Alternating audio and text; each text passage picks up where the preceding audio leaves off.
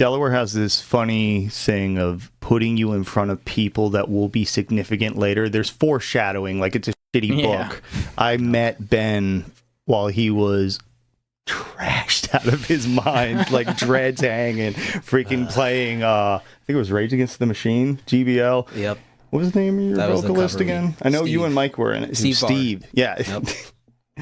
Yep. Steve went to a band with Mike afterwards called Power Seeker that I believe is still doing stuff. And he was a part of the band at one point. It was Steve the Accountant. I thought that would have been the funniest thing in the world. It was like, what if he's not Steve the Accountant? That's what I would have done. Like, oh, so Steve's him. No. Anyway, we encounter these people and then just randomly they pop back. Randy had been... The problem is we had a Fates... Our original drummer was Mikey, and then Mikey switched over to bass because we lost our bassist, and then Kyle left, and Kyle was our other vocalist, and then Randy left for a little bit, came back because Randy quit drinking. He was having some struggles, and he overcame it, and then we kept him for probably another year and a half. Yeah. Something like that. It's like right around Christmas, I think. And then Corey Rahone. Corey, if I'm saying your name wrong, I'm sorry. Leave it in the comments. Yeah. He was our founding bassist, and he was also in my other group, Fate, for a little bit. That was his first show. The first show we played together was a Fate show. So there was a lot of cross-pollination between Fate and Flood at the very beginning. We had our whole little Fate Gate collective thing. And then we unfortunately had to let go of our drummer. Ben replaced Chris, so like there was still some, there's still some like sore feelings about that, and that's just what it is. But like we all stay friends the best we can. Ben's an incredible guy. Ben and Chris have hung out. Yeah. Ben and Keys don't hang out anymore, but that's just the way things go. Music is just it's tough, man. Like I've lost a lot of really great people just because people. We all have, yeah. You zig and they zag, and it's just, you have to go in other directions. I'm just blessed enough that I haven't actually really lost anyone like that, but, I think we're too old for that. Never say never, bro. Yeah. Never say never. There's certain lines you never cross, but you can usually mend things. Mending is fine, and one of the things of Delaware is that a lot of people, they like to indulge in drugs.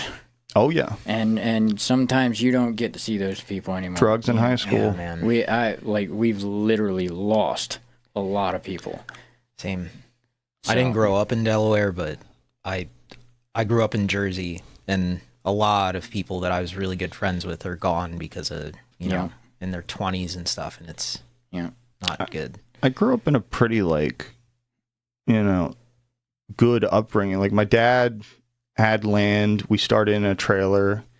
He was a mechanic. He kept working his ass off. It was one of those situations where the economy wasn't completely yet, and he could really Dad was a workaholic, and he's good at what he did. He worked on BMW. He was a technician.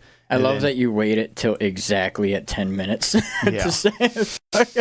I'm looking at the number up there. It's 12 minutes in. Two shits in the first 5 minutes. And I'm like, it wasn't going to be a floodgates episode without a couple beeps, guys. Sorry. Dude. I was trying for him not to have to work. Sorry, man. It's all good. I mean, I'm going to be there anyway editing, so. Hey, man. Yeah. So we...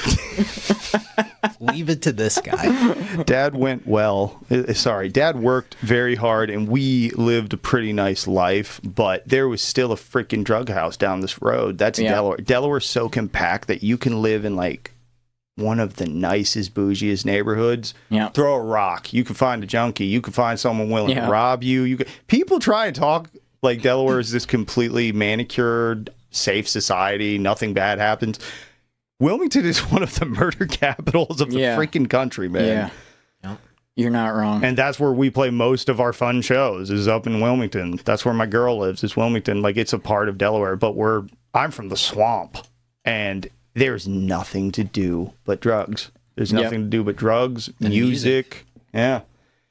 And most people cross-pollinated those two.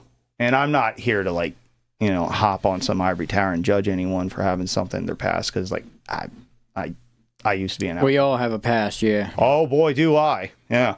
Nothing like, really bad, but I drank and I was an absolute freaking asshole. And music is one of the things that really, I got to the point where I looked myself in the mirror and I was like, what type of person do you actually want to be? Like, can I respect myself enough to like look my son in the eyes in a couple years?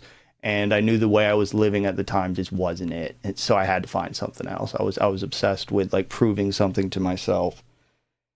And takes a long time for some people to get there, man. So many people fucking rot here, man. Like, it's terrible. Let me ask the thing with music, though. It's either the reason you start or the reason you stop. Yeah. With drugs and alcohol. I mean, you're either in the band and it gets you so consumed that you don't even think about it, and like your only goal is music. Or you're hanging around the wrong crowds and going to the wrong bars, and then you start to decline. Yep. It's one or the other. You will meet some of the greatest and worst people. Absolutely. In this line of work. Like, so. Yeah.